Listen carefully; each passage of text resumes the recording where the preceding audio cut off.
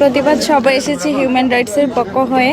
এই যে বাংলাদেশে অবৈধভাবে শেখ হাসিনার বিরুদ্ধে যে মিথ্যা মামলাগুলো দেওয়া হচ্ছে এবং বাংলাদেশের পরিস্থিতি আজকে যেই পর্যায়ে গিয়ে দাঁড়িয়েছে সেটা বিরোধিতা করেই আমি এখানে এসেছি, সেটা বিরোধিতা করতে। কারণ এই যে বাংলাদেশে অবৈধ সরকার ডক্টর মোহাম্মদ ইউনূস, যিনি জনগণকে প্রতিশ্রুতি দিয়েছিলেন বাংলাদেশকে বদলে দেবেন, কিন্তু সেই বদলে দেওয়ার নামে দেশে খুন, গুম, ধর্ষণ এগুলো বেড়েই চলেছে। সেই সবের তীব্র নিন্দা জানাতে আমি আজকে এখানে এসেছি। আপনারা কেমন বাংলাদেশ চান?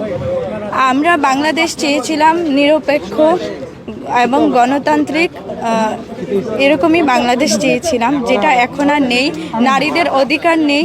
প্রতিদিনই ছোট বাচ্চা থেকে শুরু করে কেউই নিরাপদ নয়। বিশেষ করে আমার সিলেট নগরীতে কখনোই এ ধরনের ঘটনা ঘটেনি।